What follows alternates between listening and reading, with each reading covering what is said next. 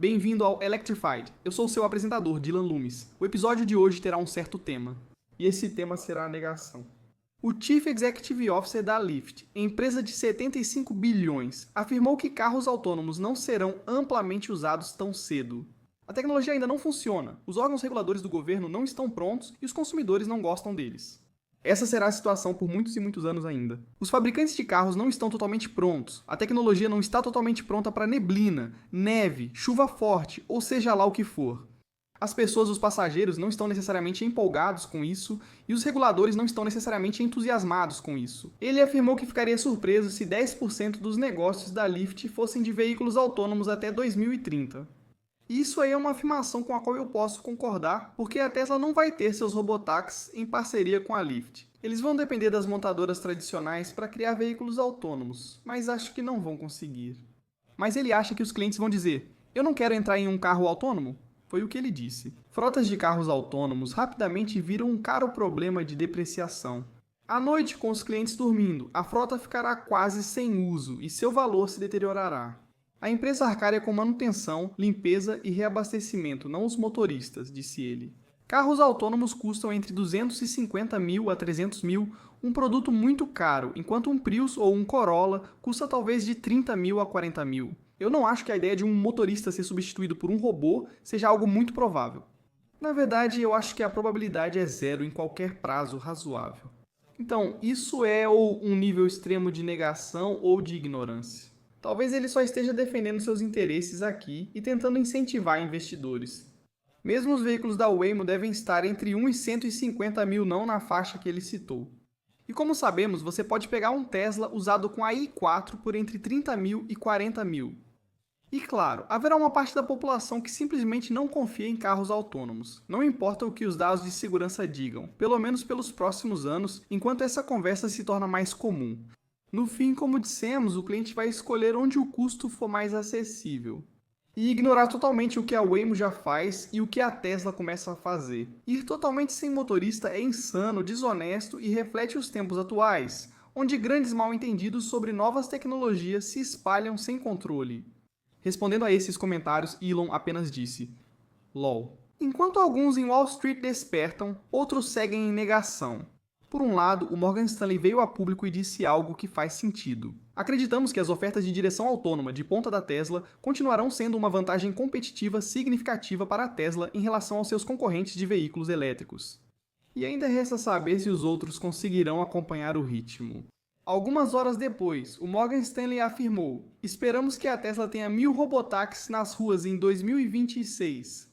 Confio que a Tesla terá 1000 robotáxis em sua frota no início do primeiro trimestre. Mas o Morgan Stanley não acha que esse número será alcançado até o final do ano que vem. E então eles disseram que até 2035 esperam 1 milhão de robotáxis em várias cidades, disse Sawyer. Vai ser muito mais do que isso, ao que Elon respondeu: É surpreendente que esses analistas possam estar tão enganados sobre o que vai acontecer. E sim, eu sei que o lançamento tem sido mais lento do que muitos esperavam. Mas, de novo, isso parece uma negação por parte do Morgan Stanley sobre o que a Tesla vai fazer nos próximos 12 meses. Havia muitas reportagens dizendo que as vendas da Tesla na Califórnia poderiam ser suspensas por 30 dias se a empresa não mudasse suas práticas de marketing. Quando se trata do Autopilot e do Full Self-Driving, todas essas reportagens estavam apenas falando sobre esse comunicado do Departamento de Veículos Motorizados da Califórnia. Vou comentar, sem esconder o principal. A Tesla América do Norte disse que isso era uma ordem de proteção ao consumidor sobre o uso do termo Autopilot, em um caso em que nenhum cliente sequer apareceu para dizer que há um problema. As vendas na Califórnia continuarão sem interrupção. Então, por enquanto, o Departamento de Veículos Motorizados da Califórnia interveio e emitiu uma suspensão permanente dessa suspensão da licença de fabricação da Tesla, o que significa que, por enquanto, a licença não será realmente suspensa. E o Departamento de Veículos Motorizados agora está dando à Tesla 60 dias para tomar providências em relação ao uso do termo piloto automático. Se a Tesla não resolver o problema em 60 dias, poderá ter sua licença de concessionária suspensa por 30 dias, mas de acordo com a Tesla, eles já implementaram uma solução ou têm planos de fazer isso dentro desse prazo. O Departamento de Veículos Motorizados da Califórnia informou. Devido a essas propagandas enganosas, o Departamento de Veículos Motorizados processou as licenças de fabricante e concessionária da Tesla. Em novembro de 2023, a Tesla parou de usar capacidade de direção totalmente autônoma e passou a especificar que o sistema exige supervisão do motorista, adotando o termo Full Self-Driving Supervisionado. Essa é a origem do nome, Full Self-Driving Supervisionado. Por enquanto, segundo a Tesla, tudo está sob controle e nenhum cliente reclamou. Resumindo, a história começou quando o Departamento de Veículos Motorizados da Califórnia acusou a Tesla de publicidade enganosa, alegando que ela violava as leis estaduais. Durante uma audiência sobre o tema, um juiz de direito administrativo afirmou: o Departamento de Veículos Motorizados pode regular a publicidade de veículos sem precisar provar que algum anúncio enganou ou prejudicou alguém. Por isso, a Tesla afirmou que era uma ordem de proteção ao consumidor, visando prevenir possíveis danos aos clientes.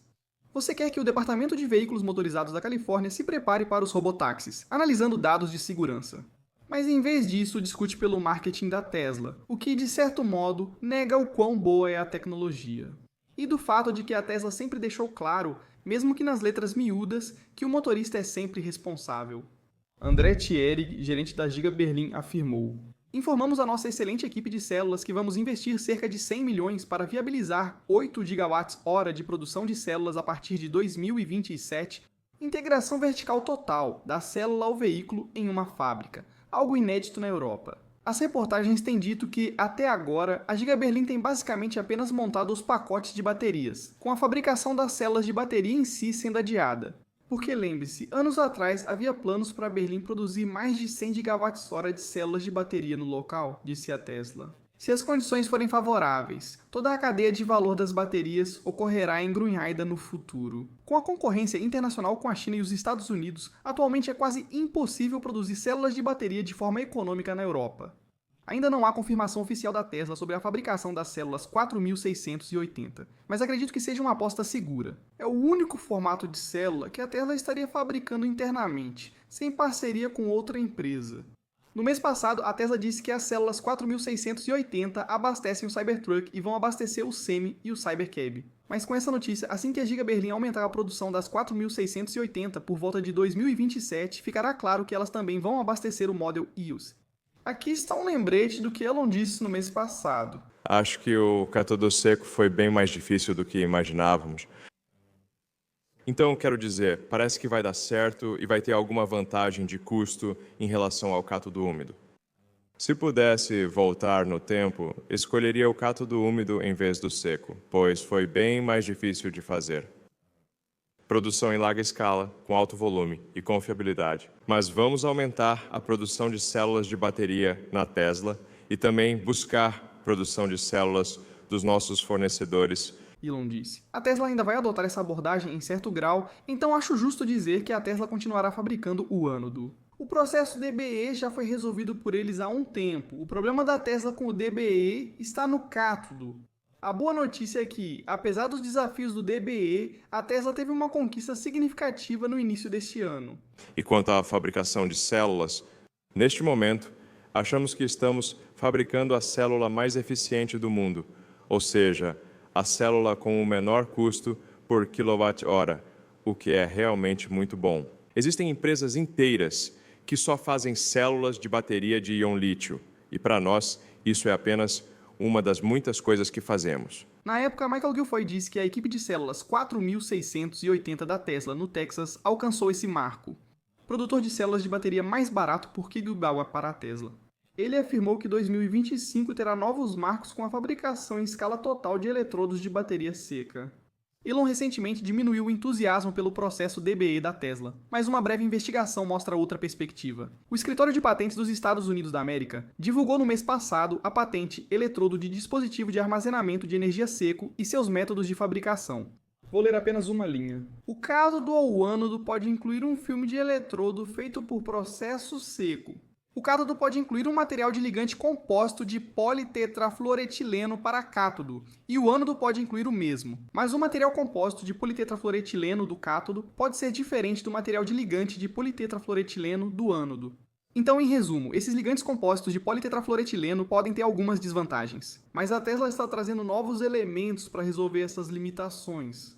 Essa patente cobre o processo de fabricação a seco, sem uso de solventes, evitando a secagem úmida da pasta. Então essa patente ainda não foi concedida, mas foi publicada recentemente mostrando que a Tesla ainda trabalha para avançar a tecnologia. Isso é, de fato, a abordagem Gen 2 DBE da Tesla. A geração 1 usava um cátodo seco à base de politetrafluoretileno puro que tinha problemas de fragilidade e, como o Elon disse, levava a desafios de escalabilidade.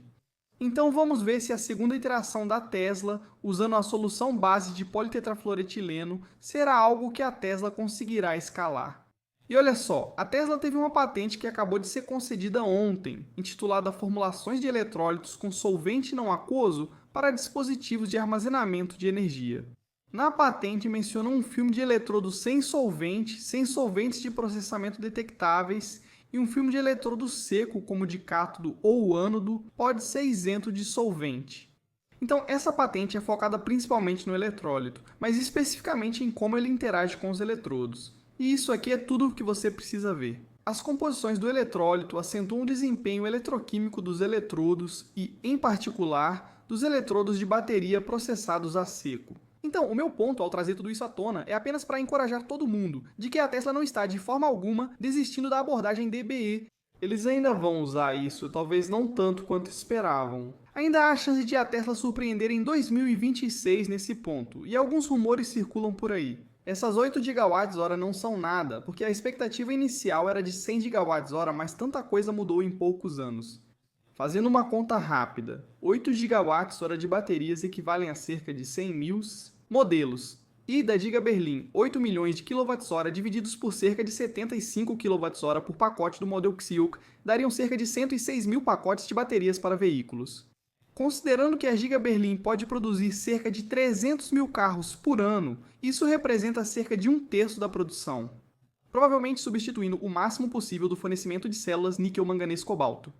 A Tesla provavelmente não vai fabricar células lítio-ferro-fosfato 4680 até que esteja muito confortável com a química níquel-manganês-cobalto.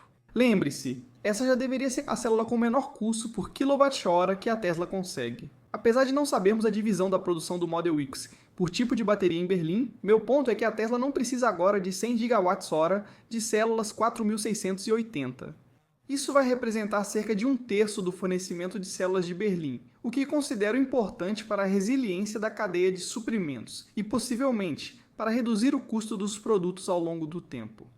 Mais importante, mostra que, apesar dos desafios do DBE, a Tesla ainda confia muito no programa de células 4680. Infelizmente, não há atualização sobre os marcos de produção das 4680 desde setembro de 2024. Naquela época, a Tesla produzia cerca de 17 GWh por ano então, extrapolando esse crescimento de forma conservadora. Junto com isso, 8 GWh em 2027, a Tesla pode acabar ficando na faixa de algo entre 40 e 50 GWh de taxa anual, para produzir as 4680 nos próximos 2 anos. Quero dizer que isso é conservador, mas realmente não sabemos o que a Tesla fez este ano com a produção das 4680 para o Tesla Semi. Temos o programa Hybrid and Zero Emission Truck and Bus Voucher Incentive Project da Califórnia, que é um projeto de incentivo por voucher administrado pelo Conselho de Recursos do Ar da Califórnia, ou Conselho de Recursos do Ar da Califórnia. Ele simplesmente fornece vouchers no ponto de venda, que basicamente funcionam como descontos aplicados na hora da compra, para frotas que adquirem veículos de emissão zero, médios ou grandes, como tratores classe 8, caso do Tesla Semi. O site disponibiliza este mapa interativo com dados até novembro deste ano. E ao filtrar pelo fabricante Tesla, você verá 917 vouchers e mais de 183 milhões em financiamento total. Há 2 meses, o número de vouchers para o Tesla Semi neste programa era 892, representando mais de 880 de todos os vouchers da classe 8. Esses serão implantados com base no menor custo por milha em relação ao diesel e para os dados até o final de novembro, selecionando caminhões tratores. Classe 8, sim. O total de vouchers emitidos foi de 1.023, o que significa que o Tesla Semi representa a maioria de todos os vouchers, chegando a quase 90%. Então, considerando que esses vouchers podem ser vistos como solicitações e aprovações para compras futuras. É quase como um indicativo inicial da fatia de mercado que o Tesla Semi pode esperar conquistar quando entrar em produção em larga escala no próximo ano. E considerando que esses vouchers vão funcionar como um desconto no ponto de venda na hora da compra, essas frotas só estão se inscrevendo se realmente estiverem interessadas na aquisição. Esse é um dos melhores indicadores disso. As vendas do Tesla Semi devem ser incrivelmente fortes, já que esse é o melhor sinal público de compromisso real das frotas atualmente. Eu quero dizer que baixei a tabela de dados que está sendo usada para preencher esse gráfico, e há algumas entradas sem dados. Podemos ficar confiantes. A Tesla tem 917 vouchers no numerador, mas há certa incerteza no denominador.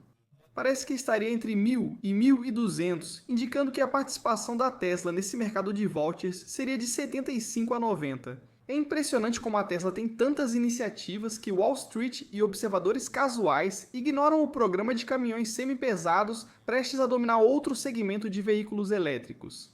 Recentemente vi perguntas sobre a abordagem da Rivian para a fusão de sensores e como expliquei. É diferente do problema da Tesla na época, pois ela ainda fazia código manual, e a Rivian está alimentando todos esses dados dos sensores em uma rede neural. Em entrevista à Statecare, Scoring foi questionado sobre a abordagem puramente de rede neural, apenas com visão.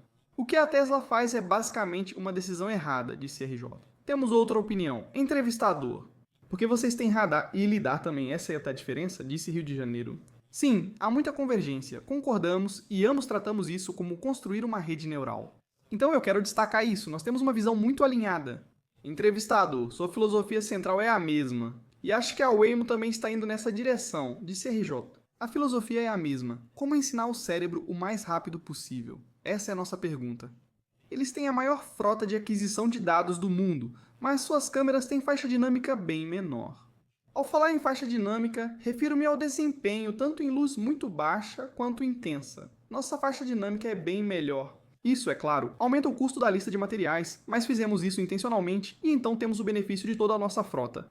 Todos os Gen 3 R2S serão veículos de verdade fundamental com LiDAR e radar, segundo o RJ. Há formas rápidas e baratas de complementar as câmeras e corrigir suas limitações. Podemos usar radar para enxergar através de neblina, neve densa ou chuva. Ver distâncias além do alcance de câmeras ou olhos humanos. Podemos resolver isso com o LiDAR. Nosso 900 pés e então o benefício de dar esse conjunto de dados do radar e do LiDAR é que você pode treinar as câmeras mais rapidamente, as câmeras. Quando falo em treinar, não quer dizer que estamos escrevendo código para isso. Essa é a confirmação oficial, segundo o RJ. O modelo processa os dados que você fornece e a rede neural compreende. Porque você tem os benefícios dessas modalidades que não se sobrepõem, cada uma com diferentes pontos fortes e fracos para identificar. Aquilo borrado lá fora é um carro, uma pessoa ou um reflexo? Com o radar e o LiDAR, o que era borrado à distância pela câmera fica mais nítido. Você valida isso mais rápido, ensina sua câmera a identificar e assim elas melhoram. E esse é o nosso argumento. E claro, isso é importante. Temos uma tese diferente da Tesla. Se tivéssemos a mesma tese de percepção da Tesla, entrevistador, ele só tem bem mais carros circulando. RJ sim, só é possível alcançar construindo uma frota de milhões de veículos. Queremos atingir esse objetivo mais rápido. RJ e a Rivian estão pensando exatamente isso. É por isso que a abordagem da Rivian para o problema de fusão de sensores é fundamentalmente diferente do que a Tesla enfrentava antigamente. Só para esclarecer, ainda penso que a Rivian está no mínimo 3 anos atrás da Tesla, mas acho que essa nuance é muito importante para a conversa como um todo. Ao saber da falência da Luminar, Elon comentou: incrível que algumas empresas ainda apostem no LiDAR. Emoji de facepalm. Para encerrar as notícias da Ford dessa semana. É questão de dinheiro. A Ford estava perdendo muito com os veículos elétricos, simples assim. Tem muita gente apontando o dedo, mas a Ford não tem escala de verdade com carros elétricos e, consequentemente, não tem poder de barganha real com os fornecedores. Cada componente e célula de bateria que a Ford precisava comprar, provavelmente ela pagava muito mais do que a Tesla teria que pagar. Sabemos que ninguém simplifica e elimina ineficiências como a Tesla. Então, não só a Ford paga mais por cada componente, como também está pagando por muito mais componentes. Não dá para usar baterias e propulsão elétrica numa plataforma de combustão e esperar competir com a Tesla. A Ford possui centenas de fornecedores de chips para coordenar e nunca se comprometeria com veículos totalmente definidos por software. A Ford ainda está presa à sua rede de concessionárias, que é contra os veículos elétricos desde o primeiro dia.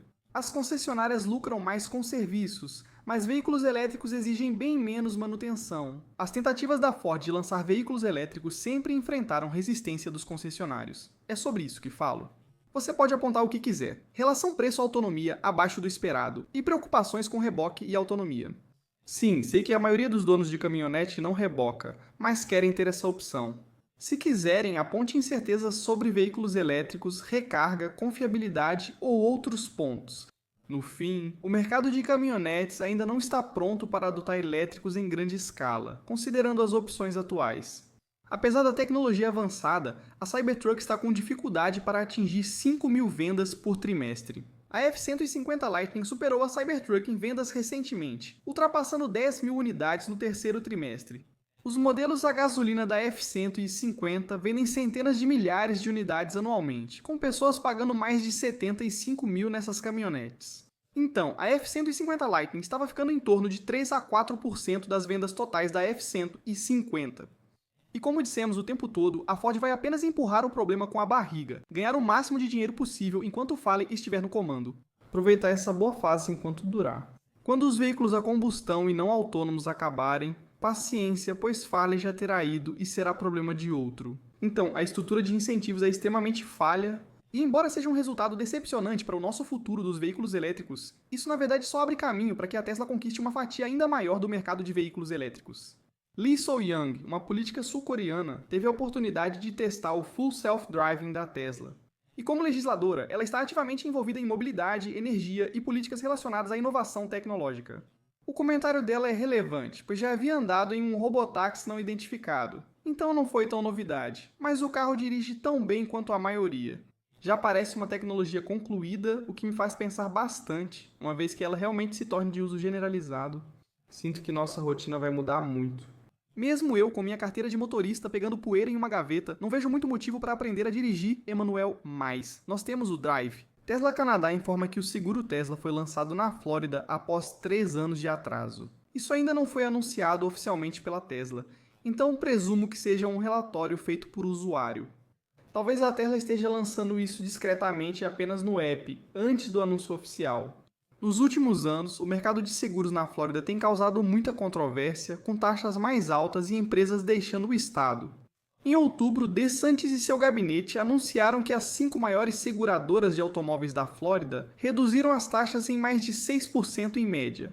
Garantimos quase $1 bilhão em créditos para segurados de automóveis da Progressive e outras seguradoras devem seguir em breve.